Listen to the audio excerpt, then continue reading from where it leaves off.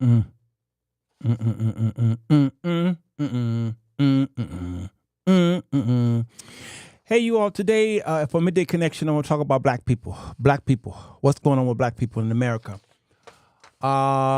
This is going to be controversial because, well, actually, it's not even going to come from me. It's going to come from somebody else. I'm going to let somebody else do all of the hard work, get in trouble with you people, so that I could live a peaceable life on the earth.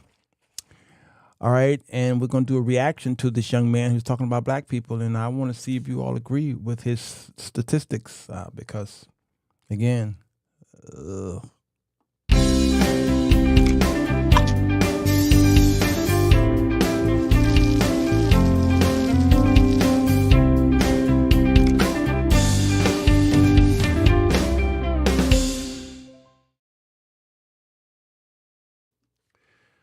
Hello, everybody. Sirwalterj Jones show. I'm here. It is the Midday Connection, baby. Come on in, the water's fine. Y'all all right out there? It's so good to see y'all. Yeah, on this Midday Connection, we talking about black people. Why America has a black people problem. Now, y'all wonder, why am I calling the show that? Because yesterday, I did a show called Why America has a immigration problem. Today, black problem. Tomorrow, I may do a white problem, Hispanic problem, Indian problem, I don't know, thug problem, president problem. It's my show. I do whatever I want to.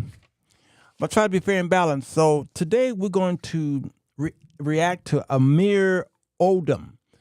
I've never seen this young man. I've never seen this channel before. I didn't know he existed. I do know he's a young man, and you will see that. I don't know if he's married. I don't know if he's straight. I don't know if he's gay. I don't know anything about him. I don't know if he's a Christian, or I don't know if he's a devil worshiper. I don't know. We typically judge books by its cover and mannerisms. You know, some of you are going to come to a conclusion by his mannerism, what he is. I don't have no idea. But I'm fair and balanced, and I want to make sure I give people an opportunity to speak about topics that the bunkers, are interested in listening to. He's got a large channel. It's 194,000 subscribers. So yeah, for a young man, he's pretty good. Pretty good stats. It's called The Most Concerning Thing About the Black Community. All right. If y'all are ready, buckle up. I'm going to watch it live with you all and see if I agree with his statistics on black people in America. All right. Cue it up. Whether it be our crippling culture, crumbling cities, or chaotic crime, we need to reevaluate what's going on within the black community, because honestly, I feel like the solution is right in front of us. Let me tell you, growing up as a black man in America has been very interesting. From hating my skin and my hair, to loving who I am today, and from hating this country with a burning passion, to traveling abroad and understanding why people immigrate here in the first place, I've learned a lot. And as I've grown and listened to the perspectives of black people on the left, the right, and everywhere in between, I found some interesting overlaps that I want to talk about. Video after video from murders to vandalism. Right now, most of those are young black How 72 people were shot in one weekend. Before we dive into this video, I want to thank today's sponsor, Aura. I don't know about y'all, but these spam have your information, which is huge for everything that matters in my life. And given that my life is online, I'm glad to have Aura protect police brutality. Listen, I'm not here to tell you that all police are amazing and nothing bad ever happens to the black community. What I am here to do is to share with you a new perspective. Does police brutality matter? Yes. Do cops get away with police brutality? Yes. Yes. Do we want to strive to get to a place where police brutality is reaching all-time new lows? Yes. I'm all for the changes and initiatives, but we need to get realistic with how bad the problem already is. Because what's frustrating to me is that we have a ton of black people who genuinely think that there are thousands of young black men getting shot and killed by the police every year. You guys know how many unarmed black men were killed by police last year? No. A good amount. I know people. To guess, what would you say? Over 1,000. Over 1,000? I say a good, probably 1,400. About Come there. Come on, y'all. See, that's the problem right there. Why would it? That would be not just a national pandemic, epidemic is a local. That would be international problem that 1,000 black people were murdered by police. And y'all ain't heard about that? Man, we'd be in the streets. We would never go back into the house. We'd be marching 24 hours a day. That's ridiculous. 1,000 and this guy. The fact that he asked these young children how many black people are murdered by police, and they come up with that number. These three guys represents that whole generation, which is why they hate the police, because of the lie that was portrayed to these young men. That's shocking. Too many to count, probably. And that's just not the case. If we're looking at 2022, 12 unarmed black men were killed by the police. And I'm well aware this is a little bit of a different scenario, but I bring this up to show perspective. What's crazy is that in 2022, while 12 unarmed black men were shot by police, 19 people were struck by lightning and died. That's how rare this is. There are more people routinely getting struck by lightning and dying than black unarmed people are being shot by the police. And yet, even though we have these numbers, you have people blocking traffic and saying all cops are bad, when in reality, you're more likely to be in danger walking down the street in the hood than to be dealing with any white cop at all. And that's just the truth. Wow. Okay. I think we need to do some fact checking, because he's bringing up some serious accusations here. Let's type on Google if we can find it, how many black people were shot by police. All right. T-D-T. Okay. Let's look at, I see some stuff here. Police evidence report. Who do I want? The Guardian. It's giving us some statistics here. Okay. Get rid of that. This 2023. All right. More than 3 months old. Okay. I need to find a subtopic. Police violence is increasing as murders are falling. Okay. Many people were killed while, look at that, while trying to flee the police. Black Americans, all right. Black Americans were killed at much higher rates, all right. In 2023, black people were killed at a rate 2.6 times higher than white people. Mapping police violence found last year, 290 people killed by police were black, making up 23.5%. All right. So the young man mentioned 2022, how many were killed. Don't notice how low his numbers were. But this is saying in 2023, 290 people killed by police were black. So did the numbers go from his low 29 or something like that to, man, they really upped the ante, police did, Or was his numbers, what's the word I'm looking for? Did he get his numbers from Fox News? You know, it's amazing how numbers don't lie, but it depends on who's giving you the numbers. Making up 23% of victims. Black Americans make up roughly 14% of the total population. Native Americans were killed at a rate 2.2 times greater than whites. So black and brown people have also consistently been more likely to be killed while, what? Fleeing.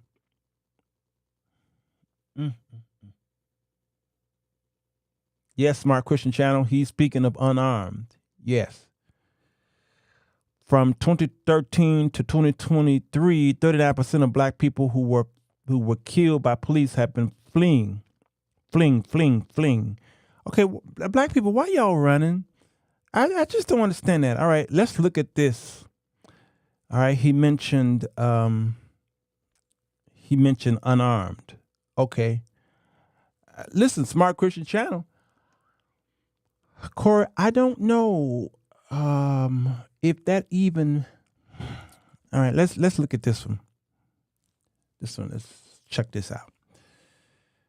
Mapping police violence. All right. At least 1,247 people were killed by police. Okay. Let's see. Next.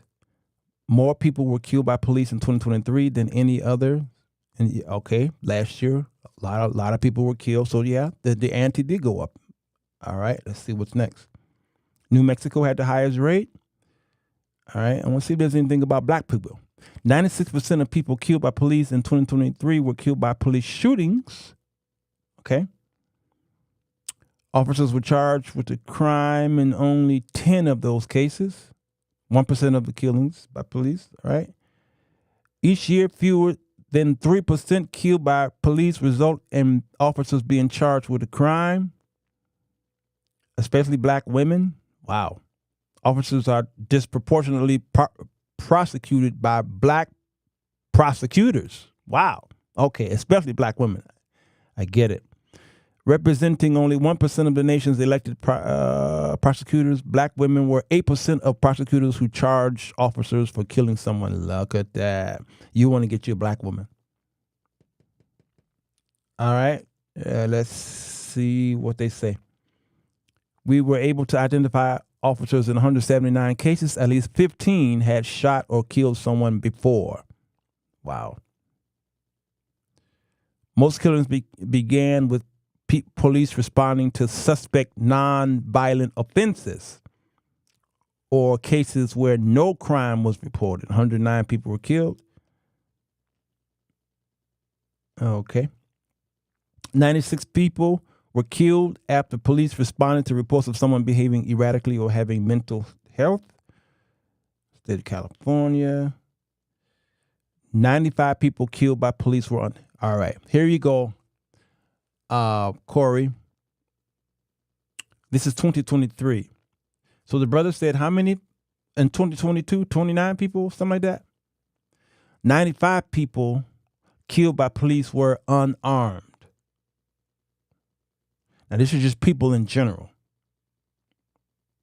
I wanted to know if it's, okay, most unarmed people killed by police were people of color. Black is mostly black, 34. Most unarmed people killed by police. All right, so how do we come to a conclusion on the police killings? 1,000 people, black people killed by police?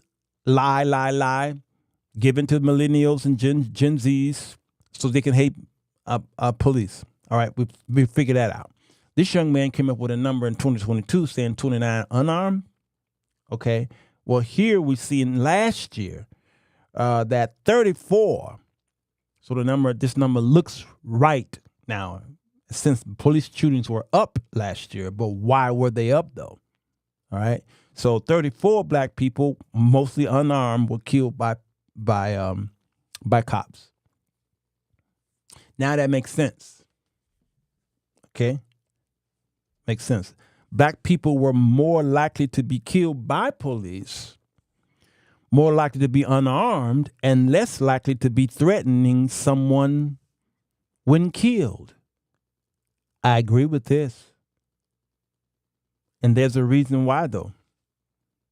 I'm hoping that he'll go into the reason why more blacks are killed. Police disproportionately kill black people year after year.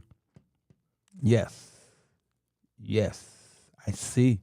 Even though we're only 12%, 24% killed, though. Wow. 59 people killed by police had a vehicle and a weapon. All right. It goes on and on. These numbers are not shocking. These numbers are it's predictable. So again, when somebody say more black people are killed by cops than whites, you have to put in the word disproportionate, because if you do not, then these young people will believe that cops are coming to our neighborhoods just wiping us out by the thousands. Do you understand?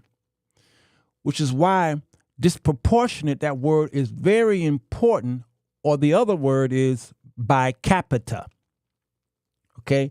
Those two words are important because it will help people who understand math and statistics how this work. Chicago is not the most dangerous city in America, but if you turn on Fox News, it is.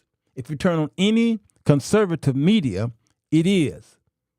If at the end of the year, 700 people, which is easy to get, was murdered in Chicago mostly it's gang related, black people, what have you. It's supposed to be a national epidemic that many people were killed in the city, but we don't. Chicago is not considered top 10. Why isn't Chicago rarely ever on the top 10 worst cities, even though we have a horrible killing rate here? It's because per capita. You get it? If there's a few million people here, then 700 people dying is small. That sounds insensitive, but that's how statistics work. But every time you turn on conservative media, Chicago is Bosnia, is the war in Ukraine and Russia. It's Israel and Hamas. But that's not the case. I live here. Trust me, me and my daughter and my grandchildren would never leave the house if it was like that. And I live in the hood where the crime rate is high, and I ride my bike every day up and down the neighborhoods. It's not that. Yes, so per capita for each person in relation to people taken individually. So these young black folks don't know what those words mean, so they will hear somebody say more black people are killed, and they come up with a number, thousands. Conservative media say Chicago's the worst city in America. But yet when you Google the top 10, let's just do it, y'all. Why don't we just do it?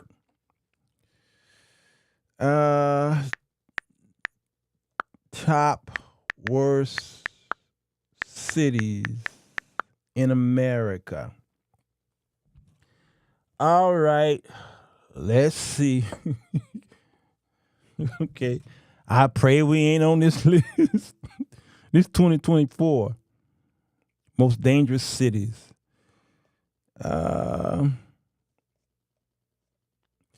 Okay. Here is the list. And by rank. At the bottom, it starts at Stockton, California. Then Milwaukee, Wisconsin, Little Rock, Arkansas, Cleveland, Ohio, Kansas City, Missouri, St. Louis, Missouri, Baltimore, Maryland, Birmingham, Alabama, Memphis, Tennessee, Detroit, Michigan. That's typically the list, and that's been the list for many years. Why isn't Chicago on this list? And why is it that every time we hear from conservative media, many of these cities are not mentioned?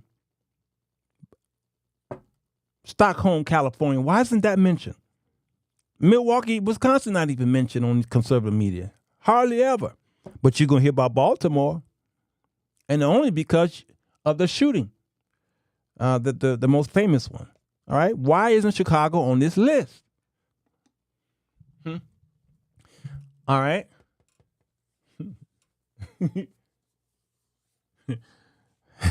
All right. Let's go back to the young man. Where is he? Need police in our communities, but this is how we treat them.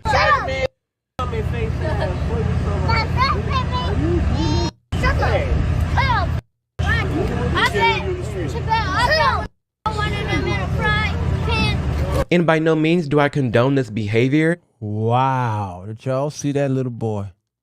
Holy cow. Somebody taught him to do that. Holy cow. It's sad, but I low-key understand why they feel the way they feel. Uh-oh. What's going on? I understand why a lot of black people despise the police and our youth as being...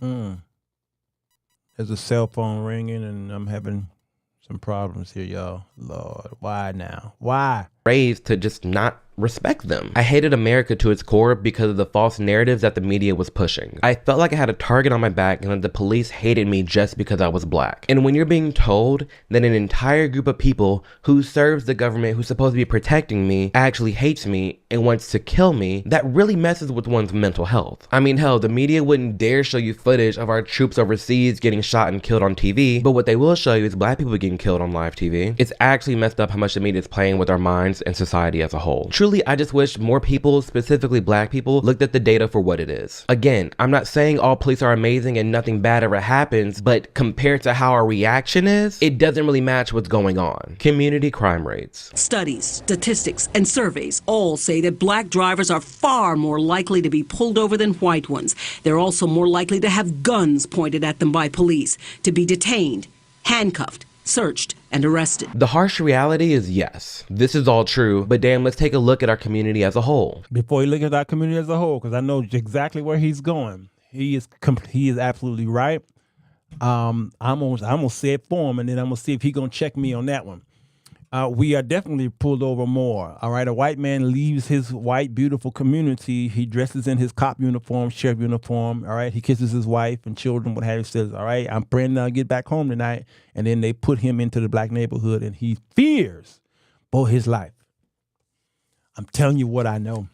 So this is why every time I see a black, I've seen not just a black, if I see a cops on the street and they're eating with me, like let's say at a restaurant or a subway or something like that, I either will offer to pay for their food, or I would say, I'm praying for you all. Please be safe on the street. And you can see their whole countenance change. They're like, oh, thank you, brother. Thank you, young man. Thank you, however old they are. They're typically young. So they never say young man. They're typically young. They send these young ones in here. You know, both black and white, you can see how they like, oh, I feel safe. There's a citizen here that really cares for us. Then you can hear them saying, sir, you need anything? You need blah, blah, blah. And then small talk happens, okay? They're fearful because some of that is justified.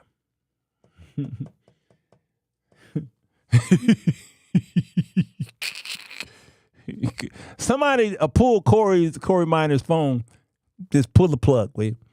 All right? So they are afraid, so they pull us over. These suburbs are looking for black drivers. To the news had to do reports on it. Evergreen Park on 95th Street, those of you who may live here in Chicago. If you type Evergreen Park, which is a suburb in Chicago, and you look at the pullover rates, most as far as the color scheme that live in Evergreen Park is mostly white. But it is blacks who are mostly disproportionately pulled over and given tickets. So those cops are policing Evergreen, and they're specifically looking for black drivers. And they'll pull them over. And if a white guy is going over the speed limit or doing anything illegal, not stopping at a stop sign, this is what we know. And the news, a couple news stations had to address this, say, what are y'all doing? It is blatant. We can see that you all are profiling and targeting black people. Well, some of it is justified because of the actions of black people. Not the pulling over with the, because somebody ran a light, what have you. Although, individually, these cops are scared. Yep, come on, George, you too.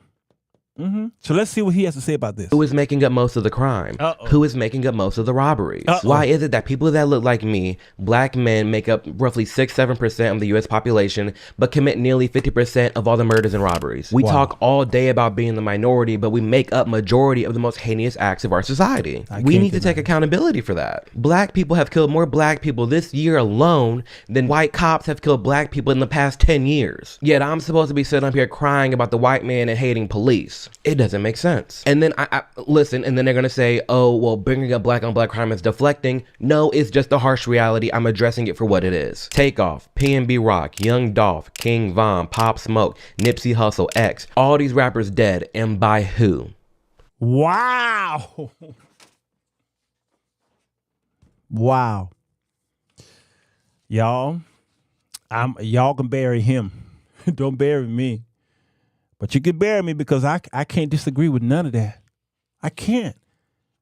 When I see these white cops getting nervous, just doing a beat walk or whatever you call it, and it's almost like they got their hands on. They like it's the Wild West. They got their hands near their weapons because they are afraid.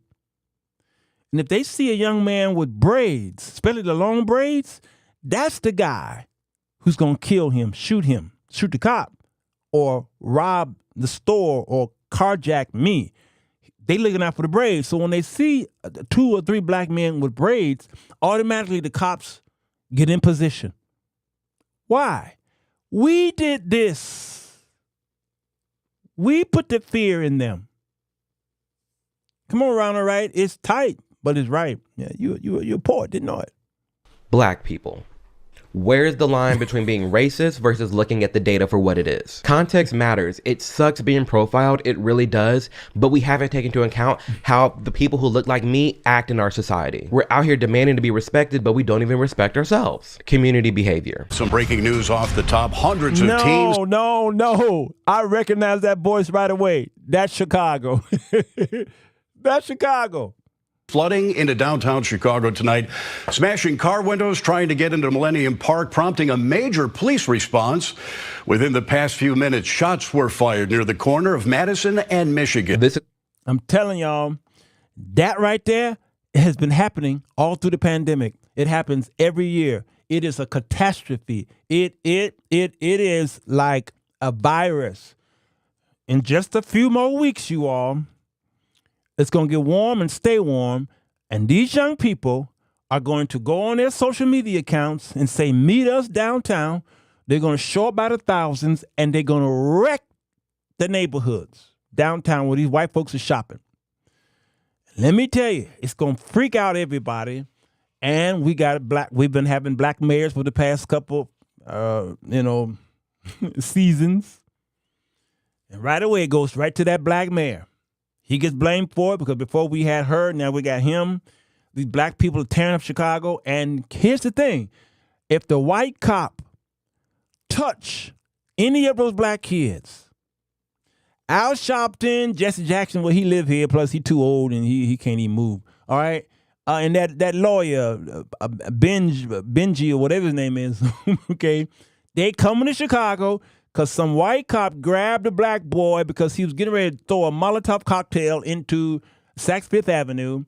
And so the cops, I see them. They stand there and do this. They can't touch him. And you want to, I'm telling you, it's getting ready to get warm. And we can't even enjoy a bike ride downtown because we might get attacked by who? Not white people. How we're acting now? Really? We get slapped the label all the time of being rude, ghetto, entitled, loud, thieves, thugs. The list goes on, but look at us. Are they wrong? Honest conversation, are they wrong? Hell, these lootings and teen takeovers nonstop. Who is doing it? Who is doing it? Look at the videos. Look at all across the United States. Who is doing it?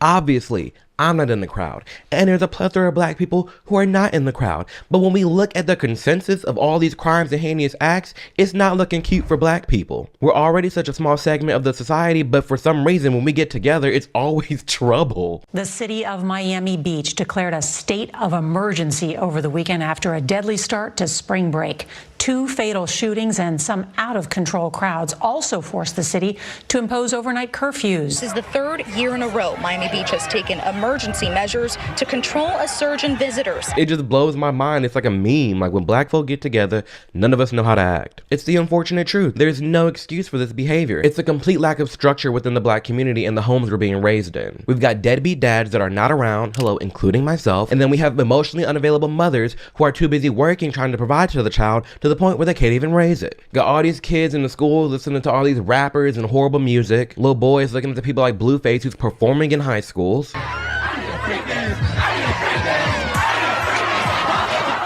And looking up to rappers like Future, who Juice WRLD accredits his fatal drug addiction to. You always had issues with drugs even before you started to get famous and rich? Yeah, for sure. I mean, it was something that I was into early, low-key, due to music. Because, like, I was a music head, so, like, in 6th grade, 7th grade, I'm hearing songs about sipping lean. Those are, like, the real influential years, I feel like. And then on the flip side, you have little girls looking up to people like Sexy Red, who raps about the color of her genitalia. I'm out of town thugging with my round, my coochie pink, my booty hole brown. And women like Cardi B. Holy cow.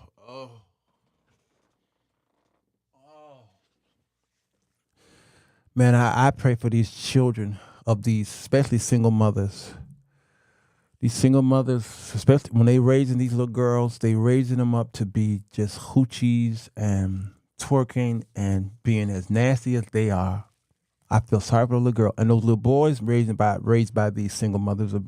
The single mothers are raising those boys to be their husbands and boyfriends. That's why they dress them the way they do. That's why it's like they had these little boys so they can practice on these little boys, because the man, they have all these men. I'm trying to tell you, we see this so much in my neighborhood. I'm so glad that my daughter I think my daughter is one of the greatest mothers I have seen. And my son, my first grandson in Atlanta, Georgia, his mama, Sierra, Natalie, great mama when it comes to raising that boy and showing him, what a man should be because my son is such a good role model for him. And then, of course, there's grandpapa. But we're seeing this mess. When the George Floyd riots happened in many of these cities, these Negroes ran up, and I was at church. It was a peaceful morning. I drove to church that morning to teach Sunday school. It was about 8:30 in the morning. It was just a peaceful day. I was in church from 9 o'clock and until about 1:30, 2 o'clock maybe. I get in my car and I'm driving home, and I see those same peaceful neighborhoods ripped apart like that. Ripped apart. Negroes everywhere, going in and out of stores and malls and just tearing and ripping in their own neighborhoods. I finally get to my neighborhood where there's a Walgreens and there's a Dollar Tree and there's a Family Dollar, and all these other. We have Kentucky Fried Chicken, and we have Wendy's and all these other places. Here's the thing. They didn't touch Kentucky Fried Chickens. They didn't touch Popeyes. They didn't touch Wendy's. They left those alone. They went into the Walgreens and tore it up, ripped it apart. And their own mothers and grandmothers couldn't get in there to get their insulin and the medicines, whatever. Couldn't. Walgreens closed down and stayed closed for at least 2 years. Some of the stores never recovered in my neighborhood. Never. Why? Because something happened in another city. So they went in their own city and tore it up. And you wonder why these white cops are nervous coming into your cities? In your neighborhood, that is? Please. This young man talking truth. The women who made WAP. Certified free. 7 days a week. Yeah, her who's getting brand deals from Baby Shark. I got here by doing things my own Sharky Lord way. have mercy. Like, our behavior has gotten to the point where even corporations are fleeing the neighborhoods. Target announced today that it's closing 9 stores in major cities next month because of theft and organized retail crime. First, a developing story. Walmart announced today it is closing 4 locations. Chicago. I know these guys right here, Marion Brooks and Alex Marigos. These are my favorites, and that's exactly what they did. Walmart said, we're closing them down. We're closing them down. Closed 4 of them suckers, all right? I got one up the street here, and I walked in there, and I asked the manager, okay, why y'all didn't close this one? He says, it's a different clientele. Again, I live in a black neighborhood. Roseland and Pullman, they're like twin cities. He said, sir, it's a different clientele. I was like, ain't that about nothing? We don't tear up stuff. We make a little bit more money. We're a little more decent in my neighborhood, even though I live in the hood. We ain't. He said, it's a different clientele. We're making money over here. Y'all don't steal as much in your neighborhood as they do over there. So they had to close those Walmarts. And I said, is it because they stealing? He said, nah, I can't. Let's just say we wasn't making the money. I said, they told you to say that. He was Hispanic manager or something like that. It's a shame. It's a shame. Throughout the city. Walmart even said this in a statement. They said, the simplest explanation is that collectively our Chicago stores have not been profitable since we opened the first one nearly 17 years ago. These stores lose tens of millions of dollars a year and their annual losses nearly doubled in just the last 5 years. If I go to any Walmart in the hood, they all look like this. Yep. Locked up. I can't get nothing. And they ghetto. They hire these ghetto little girls. I was at Walmart last week.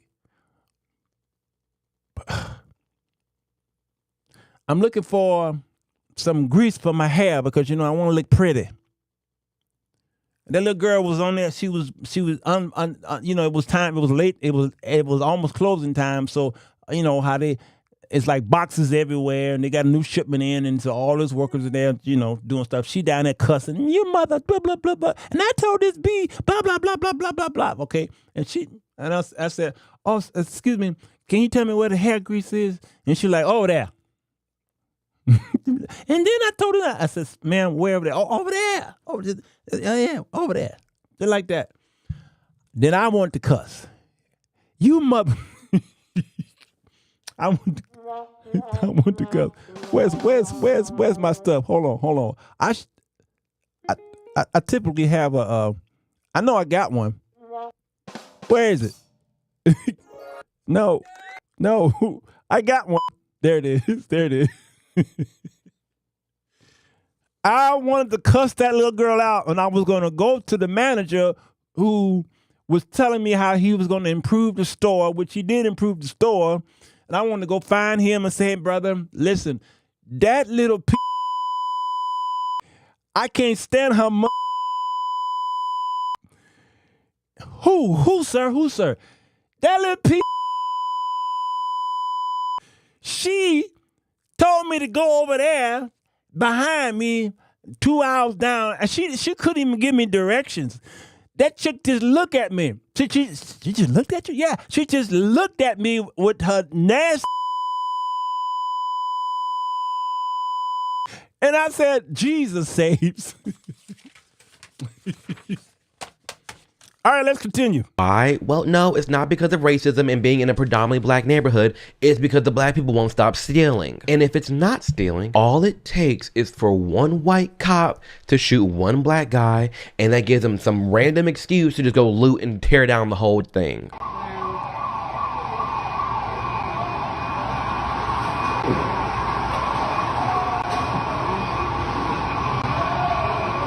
Black Lives Matter. During 2020, we saw some of the worst. Oh, God. Oh, my God. Jackie. Jackie. He about to talk about BBL. Wait, black. I'm sorry. BBL is what y'all wear on your behind. My bad. Looting possible. And for what? These people did this for no reason. It's not going to bring George back here. George is in a better place than we are. And last night, I'm going to be honest, I wish I was where George was, because this is ridiculous. These people are tearing up our livelihood. This is why I pay no attention to Black Lives Matter. The least of my concerns as a black man in America is white people. It's white people this and white people that all the time for no good reason. We have got to do better. Black Lives Matter raised nearly $100 million in 2020, but where's the money? What has changed? What has improved? Please tell me in the comments and let me know. Hell, you look at any holiday, Labor Day in Chicago. 32 people have been shot in the Chicago over the long holiday weekend. Why is he picking on Chicago? He listens to conservative radio. He got to. He keep picking on Chicago. It's not on the top 10 list. And 3 of them have been killed. One of the youngest victims of violence, a 6-year-old boy. Like I've always said, if a white cop shoots me, it's hashtag Amir Odom. But if a black man shoots me, it's... And don't get me wrong, I'm not saying organizations like Black Lives Matter can't exist. I'm just saying the amount of attention they have versus the things actually impacting and affecting the black community, it's not matching up. Again, we want all this respect, hell even reparations, but we don't know how to act. Reparations. What happened with slavery is absolutely awful. Don't get me talk about reparations. Please don't do it. Please, please, please. What you gonna do with the money? Black folks, if they give you a few, I don't know how much money they need to give to you. What you gonna do with it, huh? What's gonna change, huh? I agree with reparations, but reparations should have happened in 1964. That's when it should have happened. You know why I'm saying that? It should have happened in 1964 because more black fathers were at home with the black mama and the children. They had jobs to go to. And we still had an inkling of some black civility and businesses, and we had black banks, and that would have been wonderful, 1964. And then we got the Civil Rights Bill passed. That would have been a great gift, okay?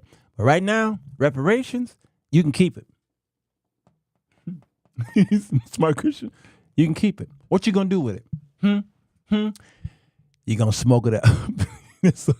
Everybody agrees with that. It was just a bad time. And we can acknowledge this history all day long, but we cannot let it distract us from the present and the future. My ancestors' trauma cannot be healed with a check, nor do I need one. I can entertain the idea of living victims getting a check and getting reparations, but we're too far gone from that. Has our government been responsible for horrible racist acts? Yes. America's not perfect, and I'm not saying they are. But we have to ask ourselves, in what world do we actually need and deserve reparations when all we're doing is tearing down our own communities? Looking objectively within the black culture, black community, how we act in race relations within the United States, how is money going to change anything? The whole reparations argument to me is a complete distraction. It will not help the atrocities that are facing the black community, of which are often inflicted by ourselves. Instead of uplifting each other, time and time again, we trap ourselves in these little boxes, making sure that we keep our black card, and then go about our lives bullying anyone for stepping out of line. Self-isolation. We live in this free country, but our mindset is still locked down. Growing up, myself and countless other black people were told,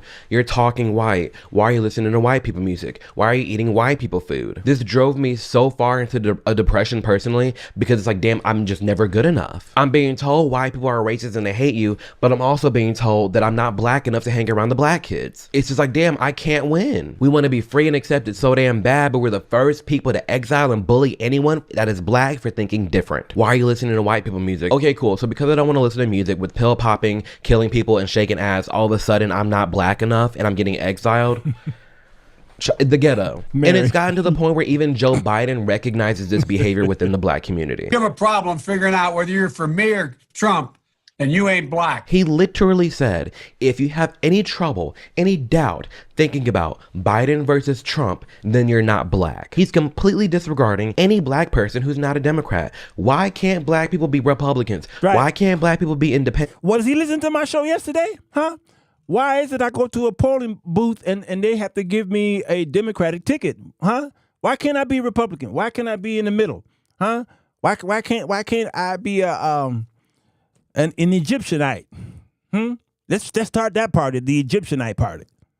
Why do we have to stick to the narrative and stick to the script that whoever has laid out for us, and that's just the rule book? Because damn, when I'm looking at the black communities that are predominantly Democrat across our entire nation, it's like, why do we keep voting for the same things time and time again, but then complaining about nothing's ever changing? That's insanity. Insanity is just doing the same thing, but just expecting a different result, but you're not gonna get that. Why not try something different? Why is that so bad to do? It's just this monotonous state that we're all in, just taking everything mainstream media says for face value and going about our day. And what we fail to realize is that we have all the tools necessary to be the change we wish to see in this nation.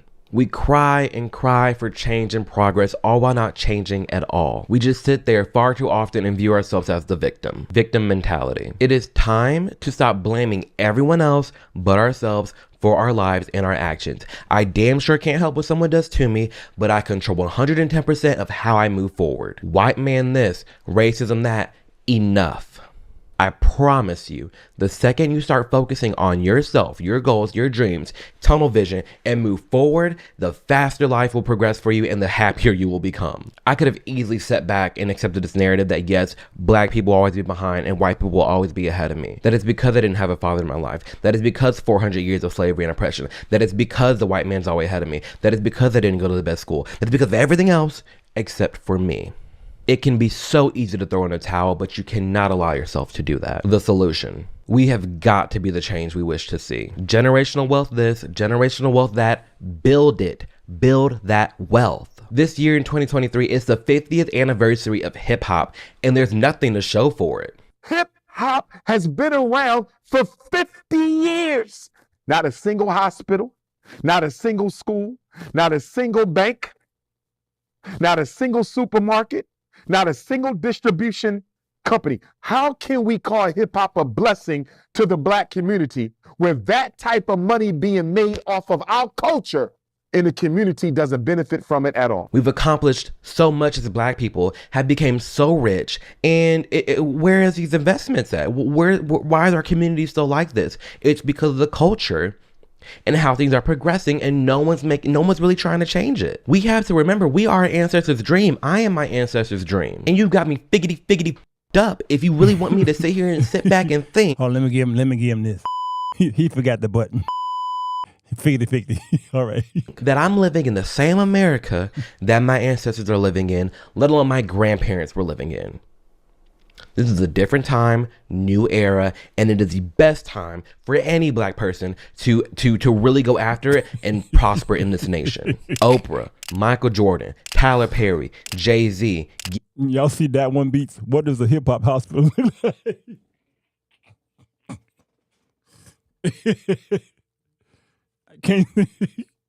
There are far too many people that we have seen make something out of nothing and have just blown up and became billionaires in this nation. And don't get me wrong, I've talked a lot in this video. I'm not saying disparities don't exist. I'm not saying Black people have it 100% easy and it's going to be a shit thing. No, I'm not trying to say that. What I am saying is that we all have the opportunity to become who we want to be, and it's not always the white man this, white man that. No, as a Black American, you can get up and do anything you wish to do. It ain't gonna be easy, but you can do it. I know, and I will overcome any disparity, any racism, anything that's thrown my way, because ain't that can shut down Amir Odom. And the same can be said for you. Because I know I'm still Black. To this day, I still get profiled. I still deal with racism. I still deal with all these prejudices. They're there. Trust me. And all those billionaires I just named, they talk about it too. I'm not going to sit here and tell you, oh my gosh, all these Black people are billionaires and they're amazing, but neglect the struggles that they talk about all the time. They've gone through hell and back in this nation, and so can we. Ultimately, there are a ton of things that the Black community needs to address and get in order in this nation. This country is not as bad as we make it out to be, and there's a lot of change that can happen if we actually start to sit down, have more conversations, and really address all the things that I outlined in this video regarding the Black community. If we fix the culture and how we live our daily lives, I think there would be tons of progress made within the Black community. With that being said, thank you for taking the time to watch this video. If it resonated with you or you think someone will appreciate this, please send it their way. It helps me out a ton. Be sure to subscribe. There is tons more content like this coming down the pipeline. And again, thank you to all my amazing supporters over at AmirOdom.com. You can join the Discord. All right, you all can do your own homework on this young man and who he is. I don't know who he is. He might be a Black conservative. I mean, I'm a Black conservative. I'm just not extreme. I'm in the middle in many cases because there's some liberal things that about those who are part of the Democratic Party that I definitely ascribe to for sure. And there are obviously many things that I ascribe to conservative-wise. I'm more conservative than anything. You would never say. Typically, when you watch somebody like this, you'll say he's a Trump supporter. Well, listen, I don't know. But when the man is right, he's right. All right, he brought some statistics there that I mostly agree with. And him being Black, he understands it. You got to be careful being Black and being around certain people, because then you will start getting pulled into those people. For instance, come close. I lived in Rapid City, South Dakota. It was 0.1% Black people living in that town, Rapid City. They were only there because there was a military base there. That's the only reason why Black people got there, because the military, they were shipped there on assignments.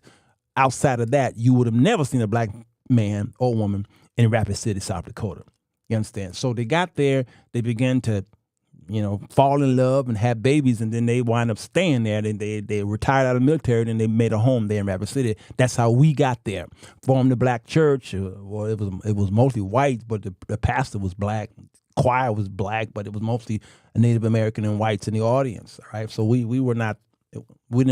had a very small representation. But here's the thing: Rapid City, South Dakota, was a very, very, very Republican town. Extreme, far right, not mid-right, far right, you understand? And if you was caught watching MSNBC or CNN in town, they looked at you funny. You go to the back of the line. You are a traitor. So all I ate with and shopped with and banked with were conservative whites. You understand? And what happened to me, coming from a Democratic Chicago blue state, liberal wage and all that stuff, being born and raised in that environment, and then 40 years later moving into a city like that, surrounded by conservative talk and Republican talk and all this stuff. You know, John McCain was running at the time, and Sarah Palin, you know, she was a star there. It was a shock for me. It was a culture shock. But what happened? The longer I lived there, which was several years, I got pulled into that conservative way. You understand? Which means that anything they were saying, I was agreeing with it, even though they were wrong about black people, about some liberals, what have you. I got pulled into that mess, and I assimilated into that until I had to pull myself out of that chain, because I didn't have my own mind. Whatever Fox News said, I was starting to agree with everything they said, even when they was talking about my people, and some of that stuff was false and fake, and it was programmed and it was profiled, and it didn't represent all black people. You understand? So you got to be careful. I don't know if Amir Odom is that kind of guy, but I think this was kind of fair and balanced, and some of you might have felt a little bad taste in your mouth because of some things he was saying, because you're black. I get it. Others of you got your own mind and you disagreed because you're intellectual in your own self. But I'm going to give you a test here as I get ready to get out of here. This is supposed to be Midday Connection, supposed to be short, but really long because I want to hear what he had to say. His thing was 18 minutes long, but my commentary made it a little longer. Okay, listen. There was a earthquake. I just heard. I think I saw his comment. Edward said there was an earthquake over in Central California. Thank God that his family is safe. All right, y'all. So y'all keep your prayer, your antennas up. For what's going on over there in California. We have bunkers that are over there. We got a few bunkers that live in California. So we thank God that he is okay. But here's the thing. Sharon said, you started it. Here's the thing. I believe in self-evaluation. I don't care what color you are, but because you are black, you are going to go through some pressure from society. You already know that. Racism is still strong, alive and well, whether overt or covert, whether it's discrimination, whether it's bigotry, whether it's xenophobia. Maybe you African. You're going to get that in America. America is still black and white, period. All right? You couldn't get the things that your white counterpart got because of your skin color. Everybody on here understand that concept. Here's the thing. How long are you going to keep using that as an opportunity to stay poor? And I'm not talking about so much financial, but I'm talking poor in mindset and poor in spirit. Huh? I like to know. I know, Joyce. Yeah. Why do we have to do that? What does that bring? Right. Notice my opening, Joyce, when I was saying, I said, listen, pay no attention to this young man's his characteristics and all that stuff. Listen to his content. All right? So how long are you going to continue to say the white man is keeping me down? With all that power, with all that spending power. Number 3, you pay a tithe and an offering to an institution you call your church by the thousands. I have friends who pay upward of $20,000 a year in tithe and offerings to an institute that don't own nothing. They don't even own the building that they worship in. They've never built a senior citizen home. They haven't built any apartment complexes for the members that are there. They hardly have a food pantry. All right. And all that money is going to that church every year. And then the people who are giving that money to the church are complaining that they can't afford their mortgage, they can't afford the rent, they have to hide their cars because the repo man is coming. They got high medical bills and the FICO scores in the 500 and all this stuff, but yet they are making that place rich or wealthy or well off, or the church is struggling. I don't know how could the church be struggling when one person is giving that kind of money. How is this possible? And then you're going to keep blaming the white man for what's going on in your neighborhood? The white man seemed to be coming into your neighborhood to try to fix this mess. And this is the same thing that was happening to the Native Americans. The Native Americans are crying just like black people. We need this. And I don't understand why the man comes in here. And I don't understand it. And I don't understand this. And I had to talk to my Native American friends in South Dakota. I'm like, brothers, y'all are the only ones that could pull yourself up by your own bootstraps. You all are waiting on the government to come here. Now, they are very powerful people. I will say that. They won't allow the government to give them too much, although it's too late. They've given them reparations. They've given them free health care. They've given them these casinos, which is not as big as y'all think it is. But okay, they're giving them all these things. So I was in South Dakota. I couldn't get some things, but the Native Americans could get whatever they wanted to. They can get it. I couldn't get it as a black man. Couldn't, because the white government are trying to pay them, saying, listen, we sorry, we know what Andrew Jackson did. We know with the Trail of Tears, and we understand we got to do something to shut you up. Yet, what was happening with the Native Americans, they was taking these resources and they was smoking it up. They was drinking it up. It's a lot of incest going on in that community. Lots of incest. All right. It's just horrible what's going on with those people, and they crying out for help, but the only people who can help them are them.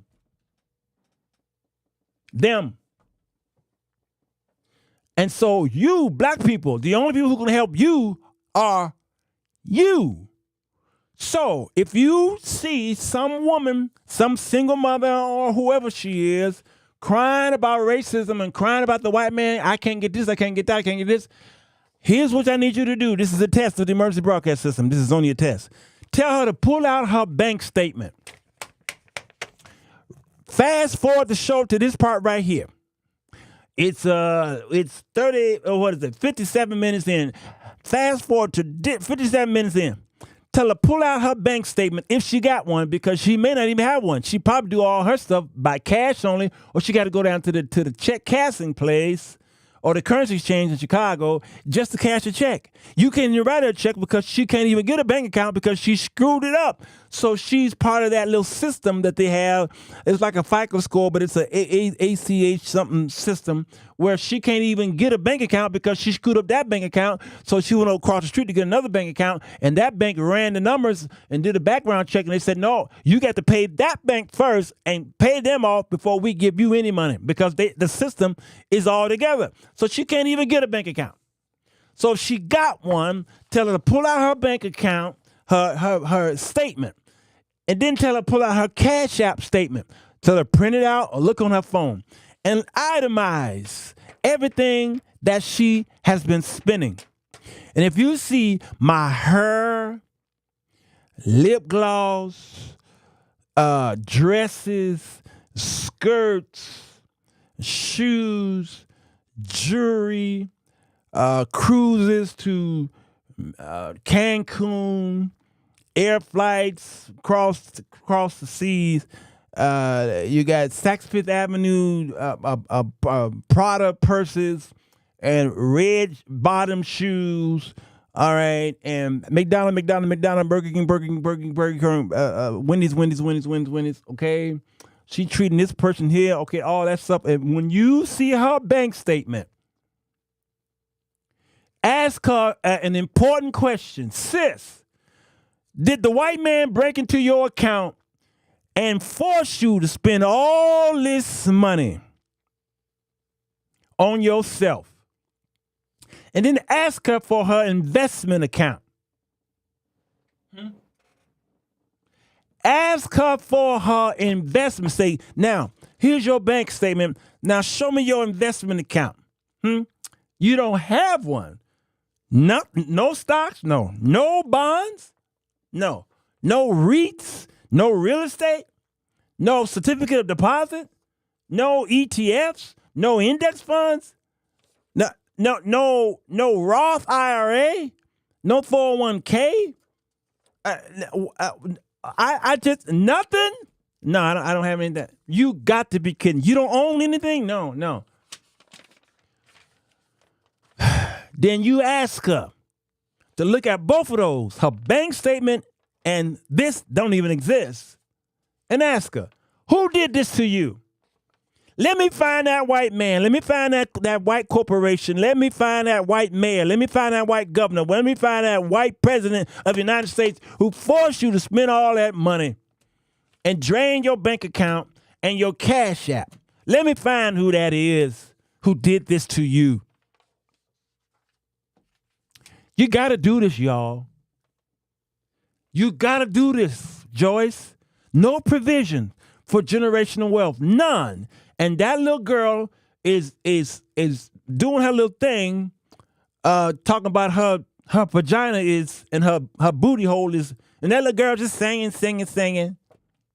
And the little boy, the little baby, got a diaper on, beating up the police.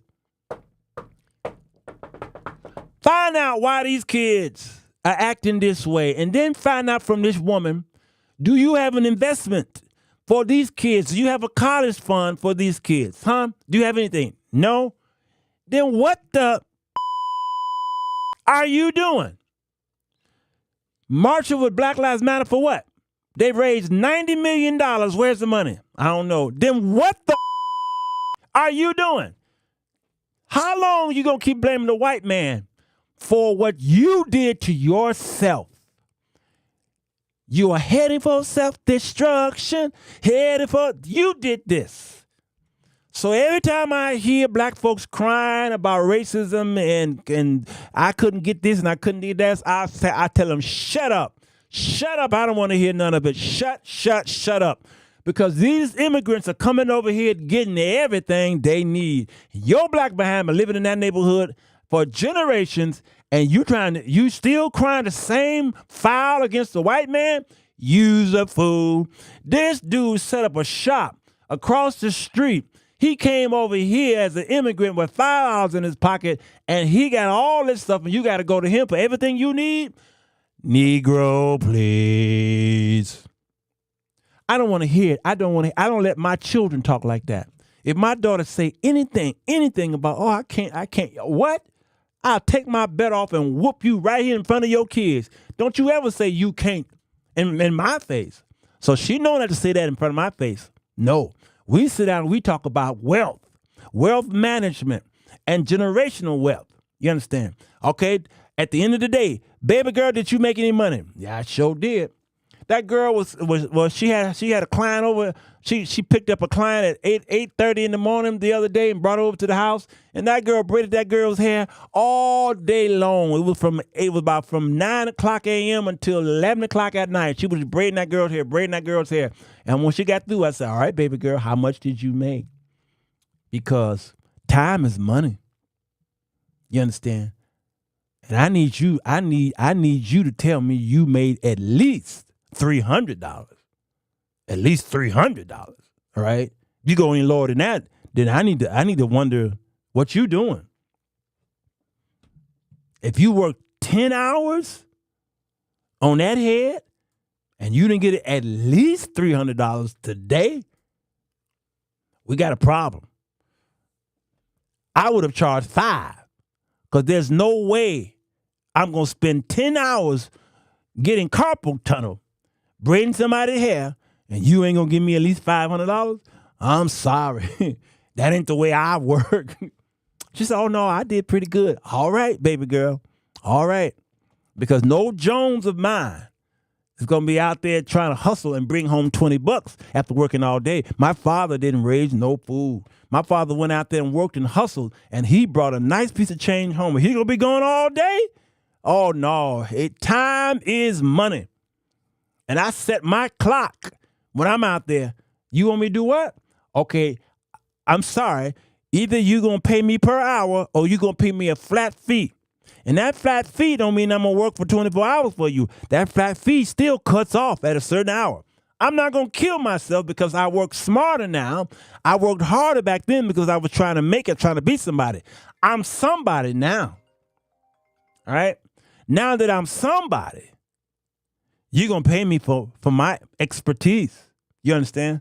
Listen, that man took his car to the car lot because he heard something clanking, clanging, clanging in his engine. Clanging, clanging, clanging. And he took that, he went to this guy. They charged him. They couldn't find it. He was this guy. They charged him a service charge. They couldn't find it. Then he finally took it to another guy. This guy's supposed to be, somebody who really knows what he's talking about. And he took it to this guy. And the guy said, all right, go into the waiting room. And the guy was in the waiting room for only about 10 minutes. And the guy said, all right, we're done. He said, whoa, wow. That's it. He said, yeah, that's it. He said, how much is the bill? The guy said, oh, that's $1,000. He said $1,000. Yeah. You was only doing that for 10 minutes. Yeah. He said, and check this out. The part only cost $100. He said, you charged me $900 for services? Yeah. I sure did. He said, why? He said, because I charged you because I knew exactly where to go to fix it. Number two, I charged you for my expertise. You see, you was going to go to another guy and they're going to charge you a couple $100 for service and not even fix it. You're going to go to another place. You should have came to me first. You understand? And I charge you $900 because I know what I'm doing. And I heard it, clink, clink, clink, and right away I found it. You understand? This is how I work. Pay up, please, or we keep your car. That's the way I work today. That I learned a lesson, a valuable lesson that day. That was years ago. I was a young man. Smarter. So you're going to pay me for my expertise. This is how the wealthy stay wealthy. And I learned that from white folks. That's the thing about that. From white folks. I was playing my piano for these black people in these churches and these events, and they were like, I was like, okay, they were like, how much you charge? I said, well, maybe $100. Okay. And I would get these gigs for $100, and I would be playing for 3 and 4 hours for $100. I'm like, why did I do that? Why did I do that? And then a whitey, or what you call them, coordinator asked me to play for this big thing, this big event. And she was like, okay, listen, we want you for this event. It's going to be a lot of great people that's downtown at the museum. And how much you charge? And I was getting ready to say, just because you're white, I'll charge $150. I charge, she said, and this must have been the Lord. This had to have been the Lord. This had to have been him. I was getting ready to say $150. She said, never mind. You know what? We typically give musicians about $1,000. I hope that's not too low. Ah! I was like, excuse me? She said, I hope that's not too low. I said, oh, no. I mean, it's all right. It's all right. But yeah, I'll go with $1,000. She said, okay. Listen, here's what she said. She says, you're only playing for 20 minutes. I said, Lord, you're good. Lord, you're good. And from that moment on, I stopped doing gigs. No black gigs. No Hispanic gigs. Nope, I stopped. I stopped doing gigs. I don't do them no more unless it is a white organization. And let me tell you, because the Alzheimer's group, after that, the Alzheimer's group say, hey, can you come and play your piano, to get some dinner music for, and they said, listen, we typically give about $800. You only play for half hour. Is that's too low? I'm like, where you people been all my life? where you been? I'm smart now. So if you want me to do something, listen, look at me. Look at me. Just look at my face. And pull out your checkbook. Pull it out. As soon as I walk by, you're going to hear ka-ching. All right? None of them $100, $50 lines and all that stuff. Nope, not doing it no more. That's why I'm retiring. July 1st, my birthday, July the 1st. Remember that. Put that my dear, put that up in your purse, up in your bosom. Okay? July the 1st. Put that in your bosom. All right?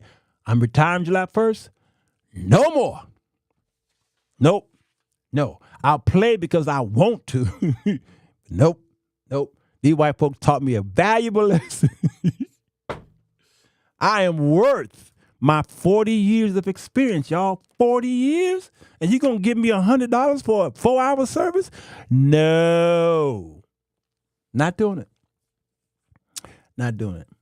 So what do?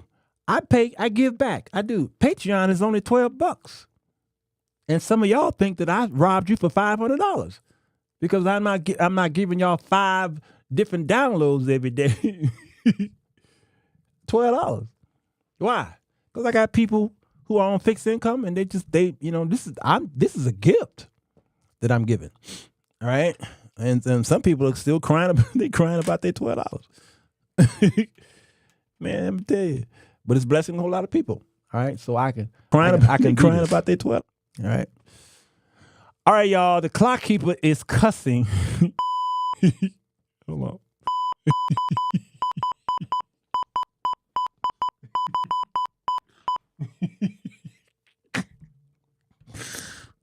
All right.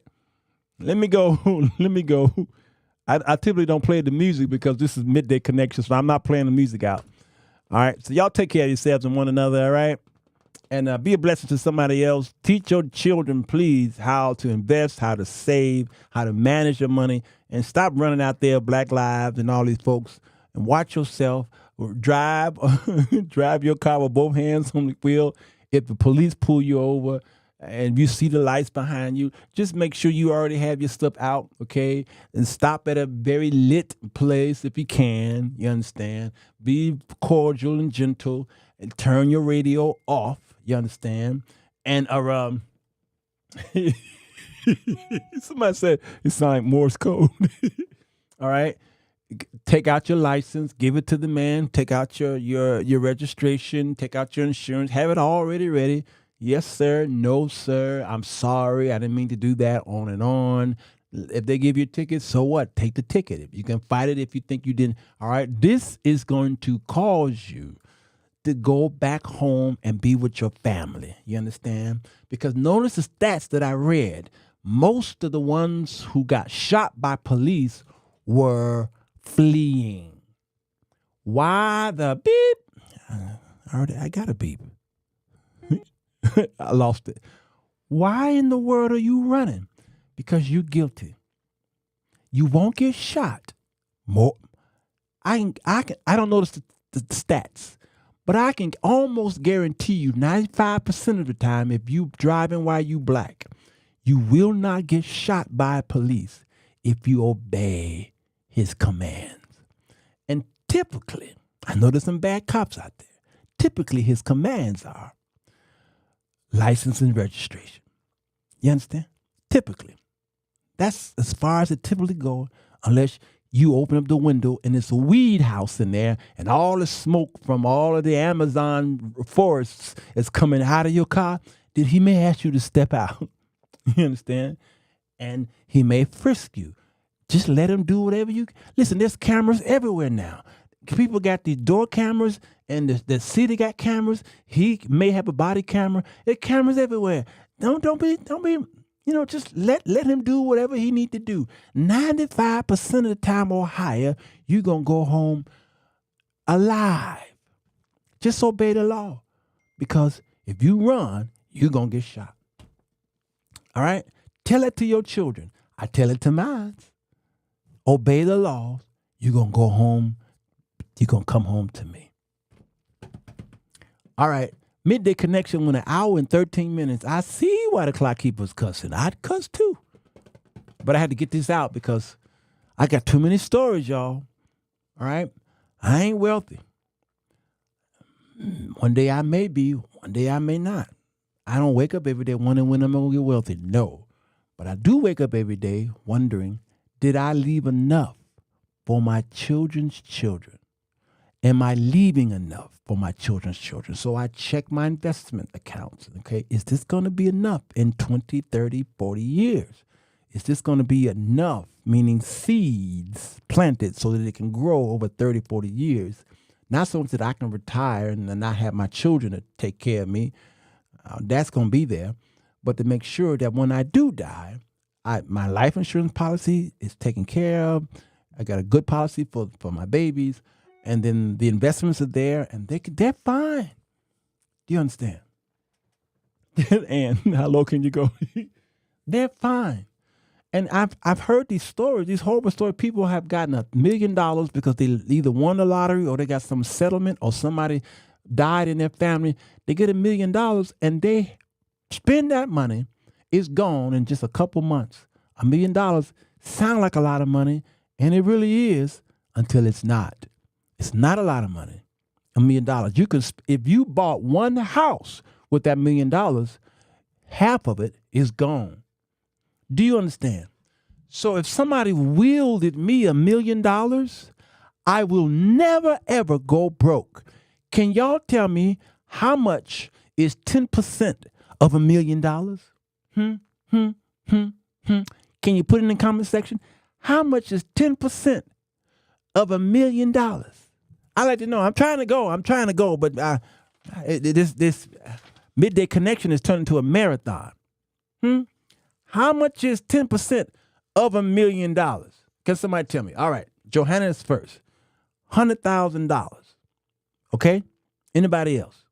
Carolyn? Anybody else? $100,000. Come here. Sit right here. Sit right here. This is how the rich stay rich. Putting $1 million into an investment account where the ROI, the return on your investment, is a minimum of 10%, tells me that every year you're pulling in $100,000 on a $1 million investment, which means you are living on the interest. You haven't touched the principal. This is how the wealthy stay wealthy. You understand? How many of y'all can live right now off of $100,000 a year? I can. Because I know how to manage that kind of money. To some of you, y'all might make 150. Oh, y'all like expensive cars and y'all bought the biggest house and stuff. That's your fault. But I can live on $100,000 a year comfortably. Do you understand what I'm saying? Comfortably. So somebody who invested their $1 million settlement is sitting back for the rest of their lives and living off of interest. But somebody who's a fool will take that money and start buying stuff that they've always wanted in life. And they are poor in 3 months. Y'all remember that show called 30 for 30? On what's the NFL show that ESPN, is that the station? The 30 for 30, and they did a documentary on all these NFL players who was making millions of dollars in their contracts, and then when their contracts were over, they were broke.